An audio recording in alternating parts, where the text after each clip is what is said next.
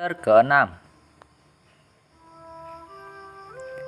Yang Kai pun sedang tertidur dan tiba-tiba dia bermimpi. Di dalam mimpinya dia sedang bertarung.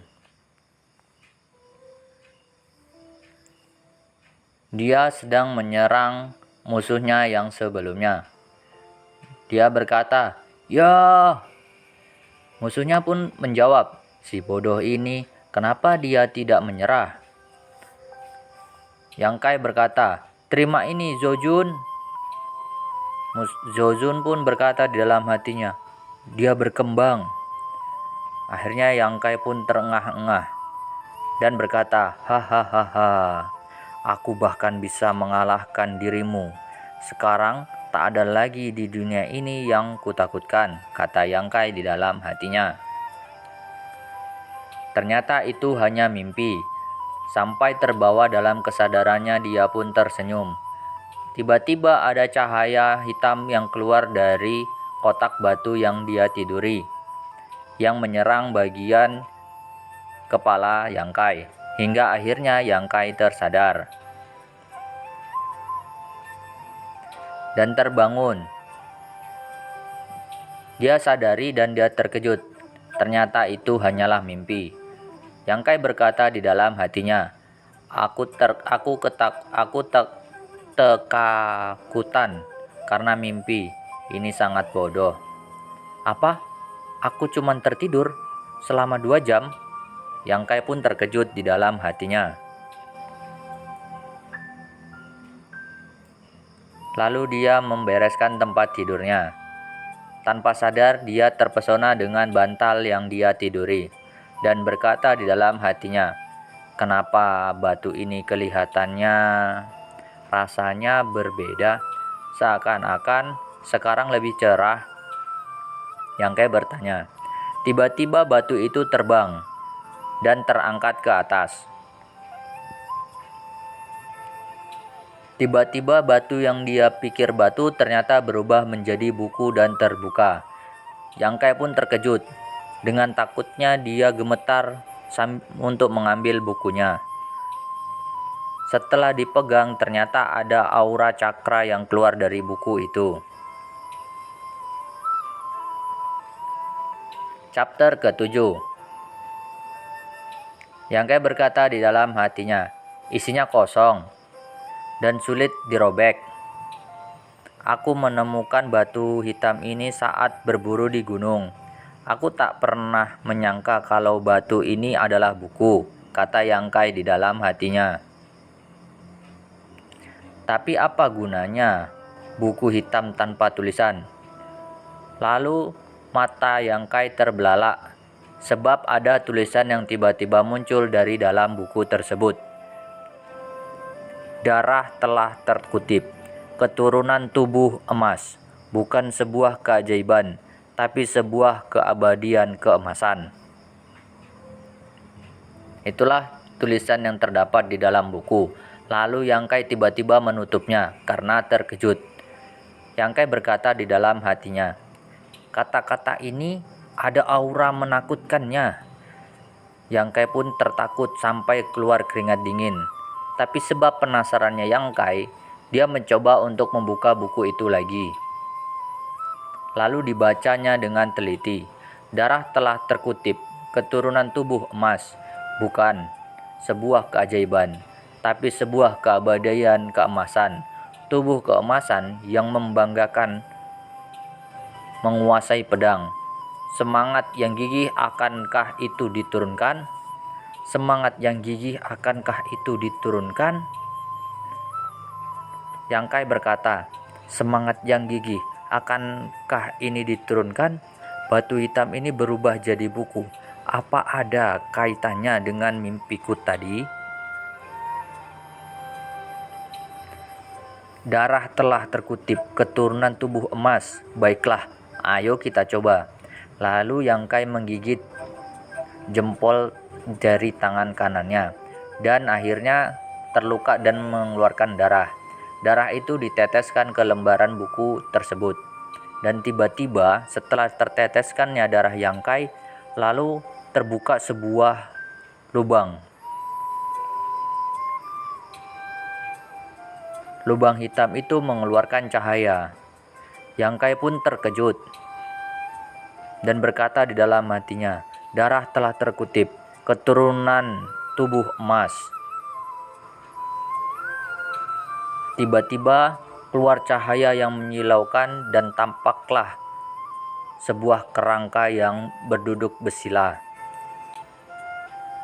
Lalu cahaya lubang hitam itu pun menghilang. Yang Kai terkejut. Dia berkata, Apa dia mengejekku? Lalu Yang Kai langsung mengambil tindakan. Berani sekali tulang belulang bisa sesombong ini. Chapter ke-8. Lalu Yang Kai mencoba untuk meraih tulang belulang itu. Dan ternyata tulang belulang itu pun tiba-tiba terserap ke dalam tubuh Yang Kai dan masuk melalui dadanya. Dan masuklah ke dalam tubuhnya Yang Kai. Yang Kai pun merasa kesakitan terbelalak hingga jatuh lemas ke tanah. Seakan-akan tulangnya remuk, seluruh tubuhnya hancur. Dia merasakan begitu sakit dan merintihnya sebab tulangnya beretakan. Lalu tiba-tiba tulangnya pulih kembali dan suara teriakan Yang Kai pun menggelegar sampai keluar rumahnya. Yang Kai berkata di dalam hatinya, makhluk abadi keemasan ini berniat untuk mengambil alih kesadaranku dan merebut tubuhku. Aku tak akan pernah tunduk padamu, kata Yang Kai di dalam hatinya. Hingga sampai matahari pun terbit, Yang Kai masih tertidur. Dan setelah bangun, apa yang sebenarnya terjadi? Buku hitam apa itu? Yang Kai pun terkejut. Tubuhku tak lagi sakit.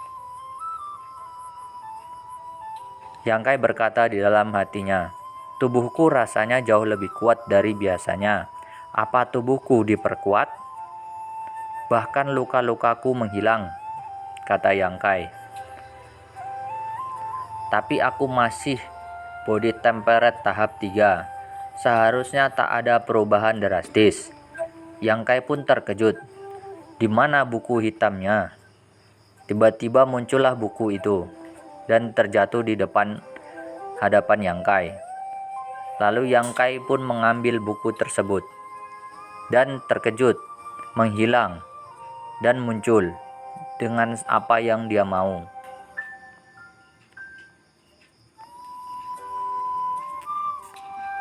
Chapter ke-9. Apa? Ini terbuat dari Solton? Yang Kai berkata di dalam hatinya. Hanya saat ratusan juta hantu berkumpul di Abasi, lalu dengan bantuan vitalis manusia dalam jumlah besar, Solton bisa diciptakan. Karena aku memiliki harta karun ini, artinya bukan hanya aku yang bisa dengan mudah menghancurkan pavilion Hackhaven, tapi aku bahkan bisa mengalahkan setiap master di seluruh dunia, kata Yang Kai di dalam hatinya. Aku tak hanya punya sedikit kekuatan sekarang. Bagaimana caranya aku menjaga harga ini? Berlatih untuk jadi semakin kuat itu satu-satunya cara untukku melindungi harta ini. Aku sudah berkelana jauh, banyak bertahan hanya untuk latihan, untuk menjadi kuat. Karena aku sudah mendapatkan buku hitam ini, aku mungkin juga akan memanfaatkannya. Ini juga punya banyak lembaran. Aku yakin banyak mengandung harta di dalamnya. Lalu Yang Kai pun mencoba membuka buku itu, dan dia fokus ke dalam satu halaman. Tiba-tiba muncullah tulisan di dalam buku itu. Tubuh emas kebanggaan, catatan body temperate. Yang Kai berkata di dalam hatinya, ini sesuatu memasuki pikiranku.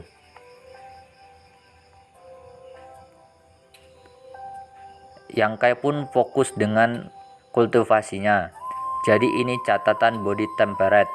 Tapi tendangan ini kelihatannya mudah, tapi kurasa tak begitu. Ada aturan yang sangat ketat yang harus diikuti. Hanya bisa dipraktekkan saat menghadapi mentari bersinar di timur. Artinya aku hanya bisa berlatih selama setengah jam setiap hari. Yang Kai pun fokus menghadap jendela dan dia sadari ternyata sudah malam. Sekarang sudah malam, aku harus tidur. Lalu Yang Kai pun tertidur dengan menutup mukanya dengan buku hitam tersebut. Hingga terbitlah matahari pagi, Yang Kai pun terbangun dan keluar dari rumah. Dia menatap ke matahari. Sekarang saatnya, sebelum fajar menyingsing. Yang Kai pun mengambil kuda-kuda, lalu mengambil posisi untuk melakukan pelatihan seperti biasanya.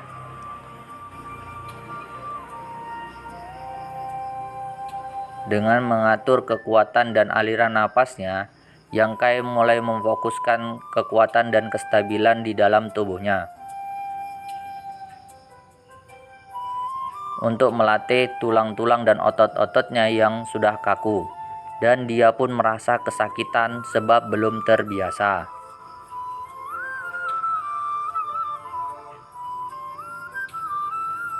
Chapter ke-10. Sejak Yang Kai merasa kesakitan karena belum terbiasa dengan tulang-tulang tersebut, Yang Kai pun berusaha untuk menyesuaikannya. Dia berkata di dalam hatinya, itu hanya 3 langkah pertama dari instruksi 6 palm. Bahkan tak 1% dari catatan body temperature dan aku sudah kesulitan untuk bisa melanjutkannya. Aku akan bertahan, kata Yang Kai di dalam hatinya. Dia pun melanjutkan latihannya dengan susah payah dan kerja keras dengan menahan sakitnya. Hingga dia tidak sadari ternyata hari sudah mulai sore dan matahari pun tenggelam ke arah barat. Baru dia pun terkejut. Setelah dia konsentrasi, dia merasakan bahwa tubuhnya semakin segar. Dia pun terus melanjutkan latihan. Tanpa disadari, setengah jam kemudian, Yang Kai terasa lelah dan akhirnya dia melakukan pendinginan. Setelah disadari, Yang Kai berkata di dalam hatinya, perasaan atmosfer ini, apakah aku sudah menembus body temperature tahap ketiga dan memasuki tahap keempat? Yang Kai bertanya di dalam hatinya. Aku butuh 3 tahun untuk mencapai body temperature tahap ketiga, tapi sekarang hanya dalam setengah jam aku berhasil menembusnya.